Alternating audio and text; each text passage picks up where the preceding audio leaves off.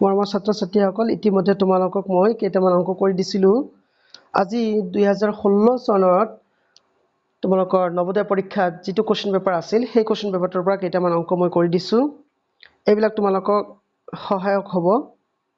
এইবিলাক তোমালোকৰ কাৰণে সহায়ক হ'ব গতিকে তোমালোকে চাই থাকা আৰু ফলো আপ কৰিবলৈ চেষ্টা কৰিবা এইবিলাকো প্ৰেক্টিছ কৰি থাকিবা এইবিলাকৰ পৰা কেতিয়াবা কমন পৰে হুবহু কমন নপৰিলে কিন্তু অংকৰ মডেলটো তেনেকা হৈ যায় পাটিগণিতৰ পৰা বাৰে চাবা তোমালোকে তেন্তে মই আৰম্ভ কৰি দিছো কোৱেশ্চন নম্বৰ 51 ইয়াত কি কৈছে তোমালোকৰ এই সংখ্যা কেইটা যোগ কৰিব দিছে একেবাৰে সহজ ইয়াত কোনো টেকনিক্যাল কথা নাই তোমালোকে জাস্ট যোগ কৰিবা কিন্তু যোগ কৰোতে এটা বস্তু লক্ষ্য কৰিবা 8 আছে নহয়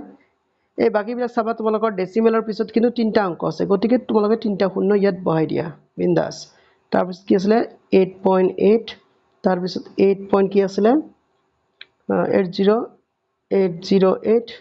তাৰ পিছত আছিল তোমালোকৰ 8.008 কুল এবাৰ তোমালোকে যোগ কৰা যোগ কৰিলে কেনেকা হ'ব ফলে চাবা 8 আৰু 8 যোগ কৰিলে 16 হয় ইয়াত 1 কেৰি কৰিলা 1 এ হ'ল 8 আৰু 16 হ'ল 1 কেৰি কৰিলা তাৰপিছত 4 টা 32 32 আৰু 3 1 33 33.616 তাৰমানে তোমালোকৰ অপচন এইটো হৈ গ'ল মানে সি নম্বৰ অপচন নেক্সট অংক কি কিছিলে তোমালোকৰ 16 makes 2/3% ৰ সমান কিমান হ'ব আচ্ছা 16 makes 2/3 দিছে যাবা এবাৰ তোমালোকে চাবা 16 makes 2/3% মানে তোমালোকে কি বুজিবা ডিভাইডেড বাই 100 হয় নাই পার্সেন্ট মানে এইটোৱে আচ্ছা এটা যদি তোমালোকে মিক্স ফ্ৰেকশনটো ভঙাই দিয়া তেনেহলে কিমান হ'ব 50 ওপৰত 50 তলত 3 তাৰ পিছত ভাগৰ জায়গাত পূৰণ দিলে এটা উল্টি যাব নহয় 100 হৈ যাব এইবাৰ তোমালোকে কৰিবা কি কটাকটি কৰিবা ৰবা মই অলপ হেৰি কৰি লৈছো এটো চিকনা বনাই লৈছো কটাকটি কেনেকৈ কৰিবা তোমালোকে এইটো শূন্য তোমালোকে কাটি দিলা 5 দি কাটিলা তোমালোকে দুবাৰ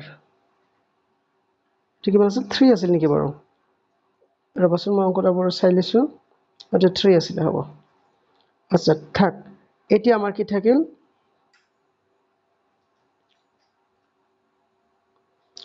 ওপৰত আমাৰ থাকিল 1 আৰু তলত থাকিল 3 2 জাৰ 6 মানে 1/6 বেছি চিকনা হৈ গ'ল আচ্ছা আমাৰ তেনেহলে আনসাৰ হ'ব কি 1/6 অপচনটো আছে নে বাৰু ইয়াত আছে এক নম্বৰতে হয় তোমালোকৰ অপচনটো এইটো 1/6 কোৱেশ্চন নম্বৰ তোমালোকে হৈছে 53 এজন দোকানীয়ে 30 টকাকৈ এক ডজন কণী কিনিলে এক ডজন কণী কিনিলে হৰে কিমান টকা 30 টকা তাৰে তোমালোকে লিখিবা CP = 30 টকা হয়নে তাৰপিছত SP তাৰে বিক্ৰী দাম কিমান হ'ব এটা কণীৰ দাম তোমালোকৰ 3 টকা 50 পইচা হয়নে তেনেহলে এক ডজন মানে 12টা কণীৰ দাম কিমান হ'ব তোমালোকে যদি পূৰণ কৰা তোমালোকে পাবা এটো কিমান 42 টকা পাবা মানে পূৰণটো কৈ চাবা তোমালোকে আচ্ছা 42 টকা হ'ল এতিয়া যেহেতু আমাৰ বিক্ৰী দাম কিনা দামতকৈ কম বিক্ৰী দাম কিনা দামতকৈ বেছি তেনেহলে আমাৰ লাভ হ'ব প্ৰফিট আমাৰ কিমান টকা হ'ল 42 টকা বিয়োগ 30 টকা তাৰমানে 12 টকা কিহৰ ওপৰত আমাৰ লাভ হ'ল 30 টকাৰ ওপৰত 12 টকা লাভ হ'ল সেইকাৰণে তোমালোকে কৰিবা কি 12ক তোমালোকে 30 দি পূৰণ হৰণ কৰিবা আৰু 100% দি পূৰণ কৰিবা এইবাৰ ক্যালকুলেট কৰা এই শূন্য কাট 3 4 গুণ 12 তাৰ পিছত 4 10 গুণ কিমান হ'ব 40 40% লাভ হৈ গ'ল ইয়াত আচ্ছা 40% যদি লাভ হ'ল অপচনটো আছে নে বাৰু আছে তোমালোকৰ অপচন নম্বৰ এইটো তোমালোকৰ 2 অপচন তাৰ পিছত আছে তোমালোকৰ 54 এজন কৃষকে বেংকৰ পৰা 40000 টকা কিনি 30% ইমান আচ্ছা এটো কেনেকৈ কৰিবা আচ্ছা যিখিনি টকা ধাৰ লোৱা হয় ধাৰ লৈছে তোমালোকৰ কিমান টকা 40000 টকা 40000 টকা ধাৰ লৈছে পৰিশোধ কৰিছে তাৰমানে সুদ মূল এটো কিমান টকা দিছে 42700 টকা নাই সুতৰ হাৰ কিমান আছিল 3% আমাক উলিয়াব লাগে কি টাইম কিমান সময়ৰ মূৰত তেখেতে পইচাখিনি পৰিশোধ কৰিছে এতিয়া তোমালোকে জানা যে সবৃদ্ধি মূলৰ পৰা যদি তোমালোকে প্ৰিন্সিপাল বাদ দিয়া এটা হয় আমাৰ সুদ ইয়াত সুদ কিমান হ'ব 42700 পৰা 40000 বাদ দিলে তোমালোকৰ 2700 টকা হ'ব তোমালোকৰ সুদ নাই আৰু এটোক আমি সুদ আই বুলি লিখো হয় নাই আৰু সুদৰ এটা ফৰ্মুলা আছে নহয় তোমালোকে জানা কি আছিলে এটা ফৰ্মুলা মুখস্থ ৰাখিবা PRT/100 PRT/100 লিখিলা এতিয়া কৰিবা কি তোমালোকে সমান সমান দিয়াৰ পিছত ৰবা অলপ বেকা হৈ গৈছে 2700 থাকিল ইয়াত p ৰ মান কিমান আছিল মানে যিমানখিনি টকা ধাৰ লৈছে 40000 টকা ধাৰ লৈছিলে r ৰ মান তোমালোকৰ হল কিমান 3% আৰু টাইমৰ মান আমাক উলিয়াব লাগে হয়নে আৰু তলত 100 এবাৰ আমি কটাকটি কৰিম কেনেকৈ কৰিম ইফালে দুটা শূন্য কাটিলা ইফালে দুটা শূন্য কাটিলা হয়নে ইয়াত চাবা তোমালোকে ইফালে কিন্তু যোগ বিয়োগ একো নাই গতিকে ডাইৰেক্ট আমি কাটিব পাৰিম ইয়াত দুটা শূন্য আৰু ইয়াত দুটা শূন্য তোমালোকে কাটি দিলা আৰু ইফালে 3 আছে নহয় ইফালে 9 টাইমছ 3 9 জ 27 তেনেহলে আমাৰ কি হৈ গল ইয়াত তোমালোকৰ এনেকা হল ইয়াত থাকিল 9 আৰু ইফালে 4 আছে 4 ইফালে আনিলে হৰণ হ'ব এনেকা এতিয়া নেক্সট 9 ক যদি তোমালোকে 4 দি হৰণ কৰা কিমান বাৰ যাব দুবাৰ যাব এক বাকি থাকিব 4 ইকুৱেল টু t এটো যদি যেহেতু বছৰত ওলাইছে মানে তাৰ মুঠতে আমাৰ কিমান বছৰ হল 2 বছৰ আৰু 4 ভাগৰ 1 বছৰ 4 ভাগৰ 1 বছৰ মানে কি কিমান মাহ 3 মাহ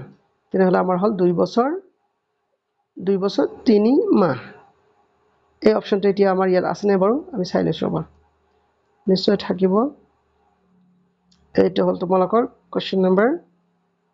54 ৰ অপচন আছে তোমালোকৰ 3 নম্বৰ অপচনত এইবাৰ আছিল কি এটা তোমালোকে চোৱা ৰবা এই জেংগ বংগখিনি মই অলপ মচি দিছো মচি দি পুৰা আৰম্ভ কৰিছো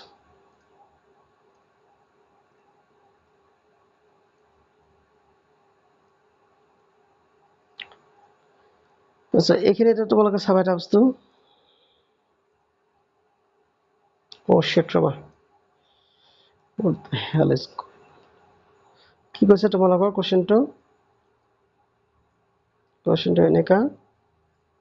এইখিনি মচি দিছো লেটাৰ আহিছে ফাইন এবাৰ আছিল 1/1.859 ইয়াৰ মান দি আছে তোমালোকৰ 0.53 ফলোইং 79 এনেকা থাকিল নহয় এতিয়া তোমালোকক উলিয়াব লাগে কি 8 ৰ মান 0.001859 ইয়াত তোমালোকে লক্ষ্য কৰিছা তানে কি আমাৰ যেটো কোৱেশ্চন আছে কোৱেশ্চনত দশমিকটো 3 ঘৰ পিছুৱাই গৈছে কিমান ঘৰ পিছুৱাই গৈছে 3 ঘৰ তেনেহলে আমি কি কৰিম 3 ঘৰ পিছুৱাই যোৱা মানে কি 1000 ৰ কেটচা আছে ইয়াত গতিকে তোমালোকে কৰিবা কি 1000 দি তোমালোকে দুফালে আমি হৰণ পূৰণ কৰিম এটাক যদি আমি পূৰণ কৰো 1000 দি ইয়াত হ'ব 1000 আৰু ইয়াত থাকিব 1.859 আৰু ইয়াক এটাক যদি 1000 দি পূৰণ কৰা দশমিকটো কেই ঘৰ পিছুৱাই যাব 3 ঘৰ পিছুৱাই যাব গতিকে 537.9 হ'ব হল নহয় এইবাৰ তোমালোকে চাবা কি যে এইটো যে তোমালোকে হৰণ কৰিছা এটা আকৌ আমি যেটো বিচাৰিছো হেতত আছে নে নাই ৰবা এটা কো কিবা মচি দিছো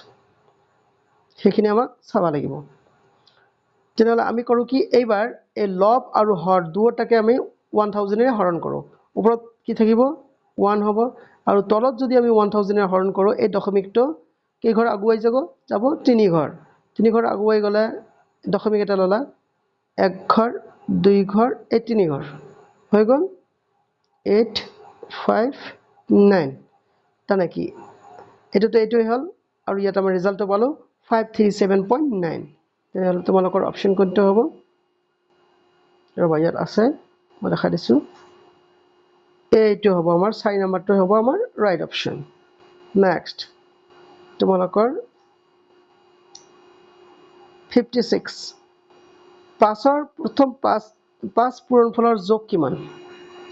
পাছৰ প্ৰথম পাঁচ পূৰণফলৰ যোগ এটা কেনেকৈ কৰিবা এটা আমি টেকনিক্যালি কৰিব পাৰো ৰবাচোন তথাপি দেখা দিছো পাছৰ প্ৰথম পাঁচটা গুণিতক কি হ'ব 5 10 15 20 25 এটা টেকনিক্যাল নালাগে তোমালোকে ডাইৰেক্ট কৰিব পাৰিবা খুবই সহজকে আচ্ছা ইফালে 25 আছে নহয় এই দুটা মিলি হল আমাৰ 25 আৰু এইটো হল 25 কিমান হৈ গল 50 আৰু 20 কিমান হল 75 কিমান হ'ব তেন্তে 75 ইয়াত আছে